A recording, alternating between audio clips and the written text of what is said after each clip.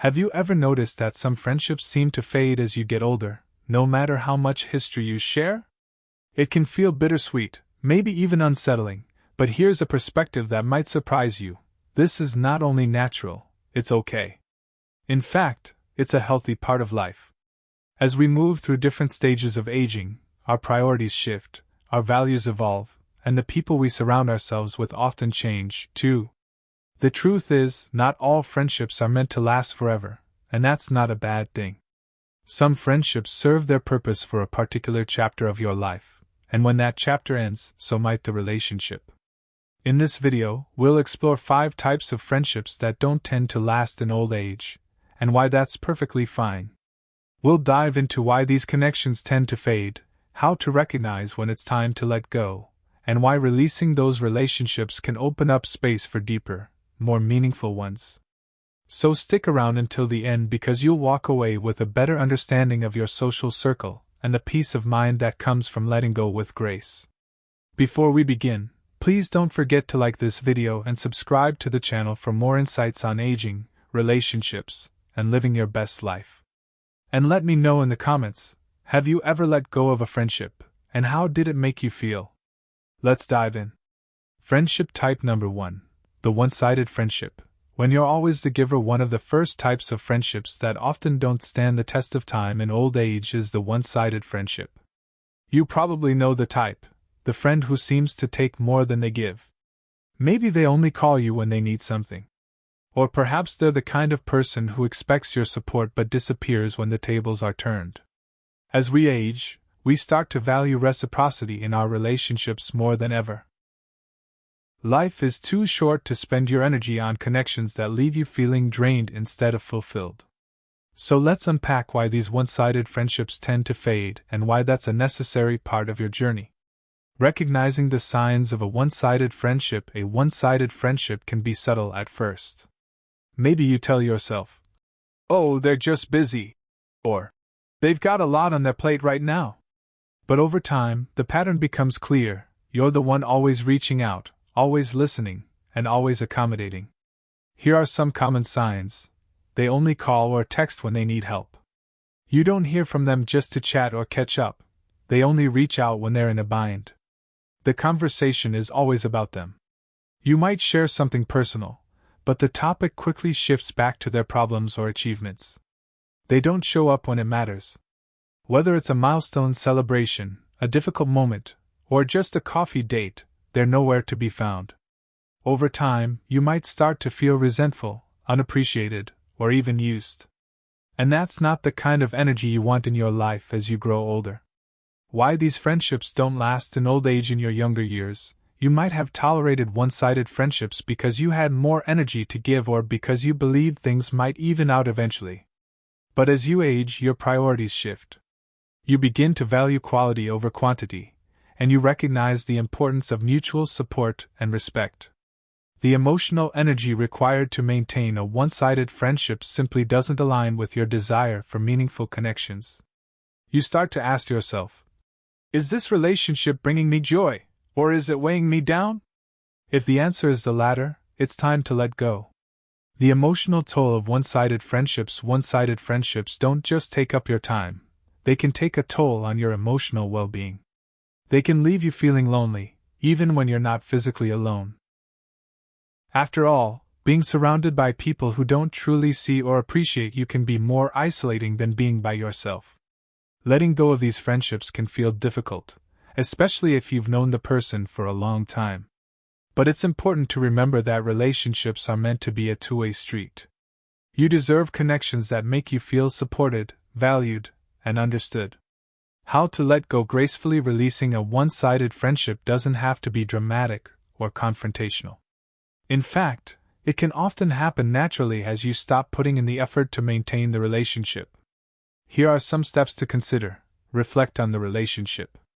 Ask yourself, is this friendship adding value to my life? Do I feel appreciated and supported? Set boundaries. If you're always the one reaching out, try stepping back and seeing if they initiate contact. Often, the relationship will fade on its own. Have a conversation, if necessary. If you feel the need to address the imbalance, do so with kindness, You might say something like, "I've noticed that our friendship feels a bit one-sided, and I'd love to see us both make an effort to stay connected." Focus on what you're gaining. Letting go of a one-sided friendship creates space for more fulfilling relationships. The silver lining of letting go: while it can be sad to see a friendship fade, there's a silver lining. Releasing one-sided relationships makes room for deeper, more meaningful connections. When you prioritize friendships that are mutual and supportive, you'll find yourself surrounded by people who truly care about you and enhance your life. It's also worth noting that letting go of these friendships doesn't mean you stop caring about the person. You can still wish them well from a distance. But by stepping back, you're honoring your own needs and prioritizing your well-being. Final thoughts on one-sided friendships. As you navigate the later stages of life, it's important to surround yourself with relationships that uplift and nourish you. One-sided friendships may have had a place in your past, but they don't need to take up space in your future. By letting go with grace, you're choosing to invest your energy in connections that truly matter. And remember, it's not about cutting people out of your life in anger or resentment. It's about recognizing what you need to thrive and honoring that. In doing so, you'll create a social circle that reflects the best of who you are and who you're becoming. Friendship type number 2. The nostalgia-only friendship. When the past is all you share. Have you ever had a friend where every conversation seems to circle back to the same stories from decades ago? Maybe you bonded over high school adventures, early career struggles, or raising your kids side by side. But as the years go by, you realize that those shared memories are all that's keeping the friendship alive. This is what we call a nostalgia-only friendship, and while it can be comforting at times, it often doesn't stand the test of time in old age. Nostalgia is a beautiful thing. It can warm your heart and remind you of who you were and how far you've come. But when a friendship relies entirely on reminiscing, it can begin to feel stagnant, almost like you're stuck in a loop. You might find yourself asking, "What do we even talk about now, besides the past?" And if there's no answer, that's a sign the connection might no longer fit the person you've grown into. Let's dive deeper into why these nostalgia-only friendships often fade away as we get older, and why it's okay, even liberating, to let them go. The comfort, and the limits, of nostalgia. There's no denying that nostalgia can be a powerful bond. Think about it: the shared experiences, inside jokes, and remember when moments that only the two of you understand. These memories form the foundation of your friendship, and for a long time, that foundation feels solid. But as you both evolve, nostalgia alone isn't always enough to sustain a meaningful connection. Why? Because life keeps moving forward. Your interests, values, and priorities shift with time, and if your friend isn't moving in a similar direction, you may find yourselves drifting apart. Here's a scenario: you meet up with this friend, and the first hour is delightful. You laugh about the good old days, relive a few classic moments, and feel that familiar sense of camaraderie. But as the conversation continues, you notice something: there's no new ground being covered. You're not discussing current passions, future dreams, or even the challenges you're facing now. Instead, the dialogue circles back to the same well-worn stories, leaving you feeling disconnected from the person sitting across from you. This doesn't mean the friendship isn't valuable. It just means its value might lie in the past, not the present. Why nostalgia-only friendships don't last? As we age, we begin to place a higher value on authenticity and emotional depth in our relationships. We want to share our lives as they are now, not just as they once were. Nostalgia-only friendships often struggle to meet this need because they lack the flexibility to grow and adapt to the present. These friendships can also become a little one-dimensional. If all you ever talk about is the past, you're not engaging with each other as the people you are today. It's like trying to build a bridge with outdated blueprints. It just doesn't hold up. And then there's the question of time. As you grow older, your time becomes more precious, and you naturally gravitate toward relationships that feel enriching and fulfilling. If a nostalgia-based friendship starts to feel more like an obligation than a source of joy, it's likely to fade into the background. When letting go feels difficult, letting go of a nostalgia-only friendship can be tough, especially if it's someone you've known for decades. There's a sense of loyalty that comes with long-term connections, and you might feel guilty about stepping back. But it's important to remember, you're not erasing the past or dismissing the value of what you shared. You're simply acknowledging that the friendship has run its course in its current form. One way to make peace with this is to reframe the situation. Instead of seeing it as a loss, view it as a natural evolution. Just as people grow out of certain hobbies or habits, they can grow out of friendships too, and that's okay. Can nostalgia-based friendships be saved?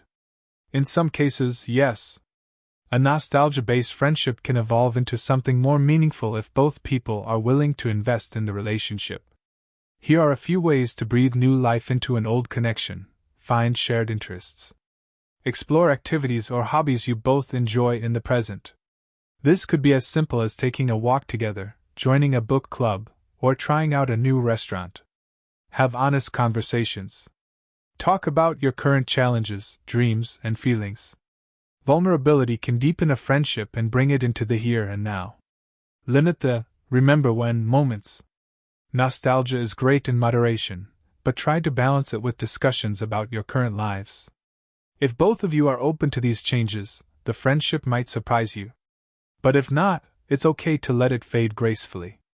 The beauty of moving on. Releasing a nostalgia-only friendship doesn't mean you stop cherishing the memories you made together. Those moments will always be a part of your story, and they'll continue to bring you joy when you look back on them. But by stepping away from a friendship that no longer fits, you're creating space for relationships that align with who you are now. You might find that letting go of these connections feels freeing, almost like shedding an old layer of skin. It allows you to focus on building relationships that bring excitement, growth, and mutual understanding into your life. Final thoughts on nostalgia-only friendships. As we age, our friendships become mirrors of who we are and what we value. Nostalgia-based friendships are a beautiful part of life, but they're not always meant to last forever. By recognizing when these relationships have served their purpose, you're giving yourself permission to move forward with gratitude instead of regret. Now that we've explored the second type of friendship that doesn't last in old age, let's move on to the third. This next one is something many people experience but don't often talk about, so stay tuned. Friendship type number 3, the uneven effort friendship. When one person always gives more. Have you ever felt like you're the only one keeping a friendship alive? Like you're the one initiating calls, arranging meetups, or checking in, while the other person seems content to let you do all the work? This is the hallmark of what we call an uneven effort friendship, and as we grow older, these kinds of relationships tend to lose their place in our lives. Let's face it, friendship is a two-way street. And while life happens, health issues, family obligations, or personal struggles, it's important that the core balance of effort in a relationship remains intact. If you find yourself constantly bending over backward to keep a friendship afloat, while the other person doesn't meet you halfway, it's natural to start questioning the value of that connection. But before we jump to conclusions, let's take a deeper look at why uneven effort friendships happen, why they can feel so draining as we age, and how to navigate the difficult decision of letting them go. The roots of uneven effort friendships don't always start that way. Often, these connections begin with a mutual spark, shared enthusiasm, and plenty of reciprocity. But over time, circumstances can shift. Maybe one friend gets caught up in the busyness of their career or family life. Maybe their priorities change, or maybe they've developed an unspoken expectation that you'll always be the one to take the lead. Sometimes, these dynamics are unintentional. The other person might not even realize how little effort they're putting in. Other times, the imbalance comes from a place of complacency. They know you'll always reach out, so they don't feel the need to. Whatever the reason, the result is the same. One person ends up feeling underappreciated and overworked in a relationship that's supposed to be about mutual care and support. Why uneven effort becomes harder to tolerate with age. When we're younger, it's easier to brush off the imbalance in a friendship. We have more energy, more time, and perhaps more patience to compensate for someone else's lack of effort. But as we age, our priorities shift. We start valuing quality over quantity in our relationships. We want to surround ourselves with people who truly see us, appreciate us, and make us feel valued, not just when it's convenient for them, but consistently. The emotional toll of an uneven effort friendship can be significant, especially in old age. You might feel frustrated, hurt, or even resentful when your gestures of care go unreciprocated. And let's not forget the practical side of things. Life gets busier and more complex as we age, and we simply don't have the bandwidth to pour energy into one-sided relationships. Here's an example. Imagine you're the one always making the phone calls, organizing lunch dates, or checking in during difficult times. When you're the one constantly giving, it can feel like you're chasing a connection that the other person doesn't value as much. Over time, this dynamic can start to weigh on your self-esteem and emotional well-being. The emotional impact of being the giver. Being the giver in an uneven effort friendship can create a lot of inner conflict. On one hand, you might genuinely care about this person and want to keep the friendship alive. On the other hand, you can't ignore the feelings of disappointment or neglect that arise when your efforts aren't matched. You might find yourself asking questions like, am I being too needy? Should I keep trying, or is it time to step back? Why don't they seem to care as much as I do? These questions can be painful to confront, but they're also a sign that something needs to change. It's not selfish to want your friendships to feel balanced and fulfilling. It's a basic human need. Letting go of uneven effort friendships. Letting go of an uneven effort friendship doesn't mean you're giving up on the person. It simply means you're prioritizing your own emotional well-being and making space for relationships that feel more balanced and rewarding. Here's a way to think about it. Imagine your friendships as a garden. Each relationship is like a plant that requires care and attention to grow. In an uneven effort friendship, you're the one doing all the watering, while the other person doesn't contribute to the upkeep. Over time, this can leave you feeling drained and your garden neglected. By stepping back from these one-sided relationships, you're allowing yourself to focus on the connections that truly nourish you. This doesn't always mean cutting ties completely. Sometimes, stepping back can prompt the other person to reflect on their own behavior and start putting in more effort. Other times, it simply allows the relationship to fade naturally, leaving you with fond memories instead of lingering resentment. When to hold on and when to let go. Not all uneven effort friendships are doomed. If the relationship is meaningful to you, it might be worth having an honest conversation with your friend. Express how you're feeling and give them a chance to meet you halfway. Sometimes, all it takes is a little awareness to bring the balance back. However, if you've tried communicating and nothing changes, or if you feel like you're constantly bending over backward just to keep the friendship alive, it's okay to let it go. This doesn't make you a bad person or a bad friend. It simply means you're prioritizing your own happiness and emotional health. The freedom of moving forward. Releasing an uneven effort friendship can feel bittersweet, but it also opens the door to something beautiful: freedom. Freedom to invest your energy in relationships that uplift you, inspire you, and bring joy to your life. Freedom to focus on the people who value you as much as you value them. As we grow older, our time becomes one of our most precious resources.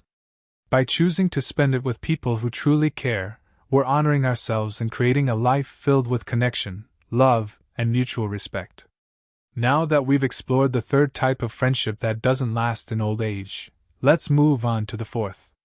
This next one might surprise you, as it often involves relationships that start with the best of intentions. Stay tuned. Friendship type number 4, the drama-fueled friendship. When connection thrives on conflict. As the years pass and life becomes more reflective, one of the most exhausting friendships to carry into old age is the drama-fueled friendship. This type of connection thrives not on mutual respect or shared joy, but on conflict, gossip, and constant upheaval. You know the kind of friend I'm talking about, the one who always seems to have a problem, who's quick to drag you into their whirlwind of crises, or who thrives on pointing out the flaws in others, sometimes even in you. It's important to clarify, drama-fueled friendships don't always start with bad intentions. Often, they're born out of excitement or shared energy in younger years.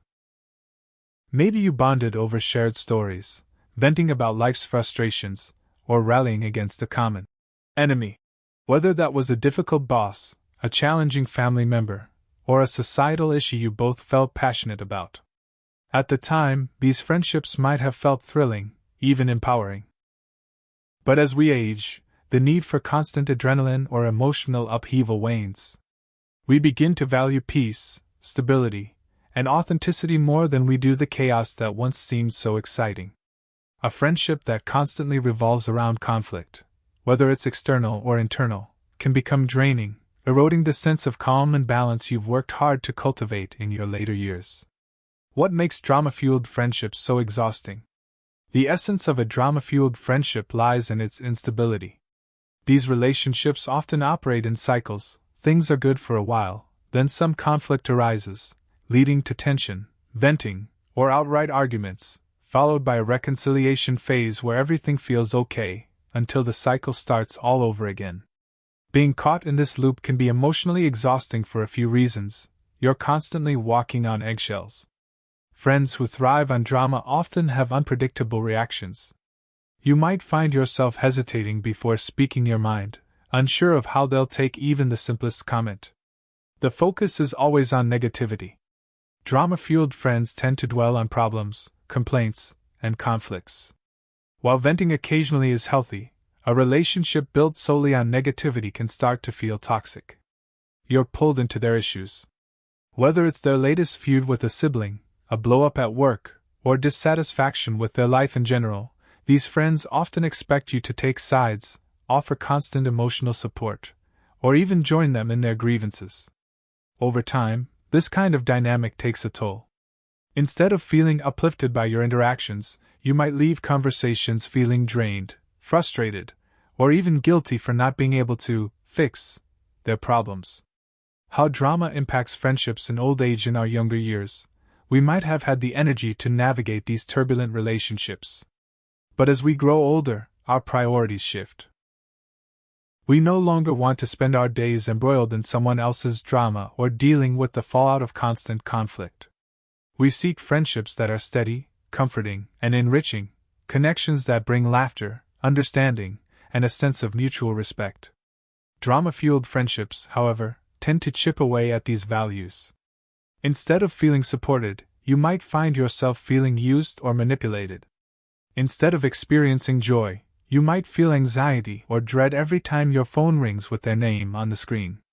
What's worse, these friendships can sometimes pull focus away from the relationships that truly matter, whether that's with family, lifelong friends, or even yourself. By investing so much emotional energy into managing someone else's chaos, you risk neglecting the peace and fulfillment you deserve. When drama crosses boundaries, it's one thing for a friend to lean on you during tough times. That's part of what friendship is all about. But in drama-fueled friendships, the leaning often turns into overstepping. These friends might demand your attention at inconvenient times, dismiss your own needs or feelings, or involve you in conflicts you have no business being part of. For example, they might call you late at night to rant about their latest problem, without considering your need for rest. They might expect you to take sides in their arguments, even if you don't agree with their perspective. They might vent about their dissatisfaction with their life but reject any constructive advice you offer, instead pulling you further into their spiral of negativity. When these behaviors become the norm, it's a clear sign that the friendship is more about their needs than it is about mutual care and respect. Why it's okay to let drama-fueled friendships fade. Deciding to step back from a drama-fueled friendship can feel difficult, especially if you care about the person. But it's important to remember that letting go doesn't mean you're abandoning them. It simply means you're prioritizing your own emotional health. Here's a comforting thought: not all friendships are meant to last forever. Some connections serve a purpose for a certain period of our lives, and that's okay. If a friendship no longer aligns with your values or brings you the joy and support you need, it's perfectly reasonable to let it fade. By doing so, you're making space for relationships that better suit your current stage of life. You're allowing yourself to focus on the people who truly enrich your days, rather than those who drain them. And most importantly, you're giving yourself the gift of peace, the kind of peace that comes from knowing your relationships are built on mutual respect, care, and positivity. How to step back with grace. If you decide to distance yourself from a drama-fueled friend, it's important to do so with kindness and clarity. There's no need for harsh words or dramatic exits. After all, the goal is to protect your peace, not create more conflict. You might start by setting boundaries. For instance, if they call you to vent about the same issue over and over, gently let them know that while you care about them, you're not in a position to offer ongoing emotional support. If they try to pull you into conflicts, politely decline to get involved. Over time, these boundaries will naturally create distance, allowing the friendship to fade without unnecessary tension. Looking ahead to healthier connections as you move forward, take comfort in the knowledge that releasing a drama-fueled friendship doesn't diminish the value of the good times you shared. Those memories are still yours to cherish. But by letting go of the chaos, you're opening the door to a more peaceful, fulfilling chapter of your life, one filled with the kind of friendships that truly nourish your soul. Now, let's explore the fifth and final type of friendship that often doesn't last in old age. This one might hit close to home, as it often involves relationships we've held onto for decades. Stay tuned. Friendship type number 5, the one-sided friendship. When effort stops being mutual, there's a certain kind of friendship that feels comfortable for a while, maybe even for years, until you begin to notice a subtle imbalance. It's the friendship where you're always the one reaching out, the one making the plans, the one keeping the connection alive. You might not think much of it at first. After all, relationships ebb and flow, and it's natural to take on more effort sometimes. But as time passes, you realize something. This has become a pattern. The friendship is no longer mutual, it's one-sided. One-sided friendships can be some of the hardest to let go of, especially in old age. Why? Because these are often friendships that have been a part of your life for decades. They might involve people you care deeply about, people you've shared countless memories with, and people you've always thought would be there for you. But when the effort consistently falls on your shoulders, it can leave you feeling drained, unappreciated, and even lonely. What does a one-sided friendship look like? A one-sided friendship can take many forms, but the core characteristic is always the same. The relationship thrives because one person is putting in all the work while the other simply coasts along. You might find yourself always being the one to initiate contact. If you don't call, text, or visit, the friendship simply goes quiet. Doing all the planning. Whether it's a lunch date, a holiday card, or a simple check-in, the ball is always in your court. Offering constant support without receiving it in return. When they need advice or someone to listen, you're there without hesitation. But when the roles are reversed, they're either unavailable or uninterested. This imbalance can be subtle at first, but over time, it starts to wear on you. You might begin to wonder, if I stopped trying, would this friendship even exist anymore? Why one-sided friendships become unsustainable in old age. In our younger years, we often have more energy to invest in one-sided relationships. We're juggling busy lives, careers, families, social obligations, and it's easier to overlook the give-and-take balance in a friendship. But as we grow older, our time and energy become more precious. We begin to value relationships that feel mutual, where both parties genuinely care and contribute. A one-sided friendship, however, can start to feel more like a chore than a joy. Instead of being a source of comfort or connection, it becomes a reminder of how much you're giving without receiving. And in old age, that imbalance can feel especially disheartening. The emotional impact of carrying a one-sided friendship. Maintaining a one-sided friendship can take a significant emotional toll, often leaving you feeling unappreciated. When your efforts go unnoticed or unacknowledged, it's natural to feel like you're not valued. Lonely. Ironically, a one-sided friendship can make you feel even more isolated than having no friendship at all. The lack of reciprocity creates a void that's hard to ignore. Resentful. Over time, the imbalance can breed frustration and resentment, making it difficult to truly enjoy the relationship. These feelings aren't a reflection of weakness or selfishness. They're a natural response to an unbalanced dynamic. And acknowledging them is the first step toward making a change. While letting go is sometimes the kindest choice, letting go of a one-sided friendship doesn't mean you don't care about the person. On the contrary, it's often an act of kindness, for both of you. By stepping back, you're giving them the opportunity to reflect on their role in the relationship. And for yourself, you're creating space for connections that feel more balanced and fulfilling. It's important to remember that letting go doesn't have to be dramatic or final. Sometimes, it's simply about shifting your energy. Instead of always being the one to reach out, you let things unfold naturally. If the friendship fades, it's a sign that it was being held together by your efforts alone. If the other person steps up, it's an opportunity to rebuild the relationship on more equal footing. How to navigate one-sided friendships with grace. If you're considering stepping back from a one-sided friendship, approach it with understanding and compassion. After all, the imbalance might not be intentional. Your friend might be going through challenges you're unaware of, or they might not even realize the dynamic has shifted. Here are a few steps to consider. Reflect on your feelings. Before making any decisions, take the time to understand how the friendship is impacting you. Are you feeling drained, unappreciated, or frustrated? What do you need from the relationship that you're not getting? Communicate your perspective. If you feel comfortable, share your thoughts with your friend. Let them know how much you value the friendship, but explain that the imbalance has been weighing on you. Set boundaries. If the friendship feels too demanding, establish limits on how much time and energy you're willing to invest. This might mean saying no to certain requests or stepping back from initiating contact. Focus on reciprocal relationships. Use the energy you're saving to nurture friendships that feel more mutual. Surround yourself with people who uplift and support you. Why it's okay to let go in old age. One of the most liberating realizations in old age is that not all friendships are meant to last forever, and that's okay. Some connections serve us well in certain seasons of life but become less relevant as our priorities and values change. Letting go of a one-sided friendship doesn't erase the good times you shared. Those memories remain a part of your journey, shaping who you are and what you've learned.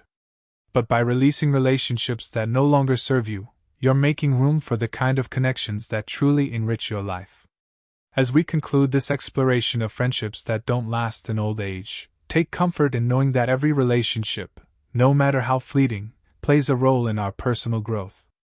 And as you move forward, may you find joy in the friendships that bring light, love, and laughter to your days.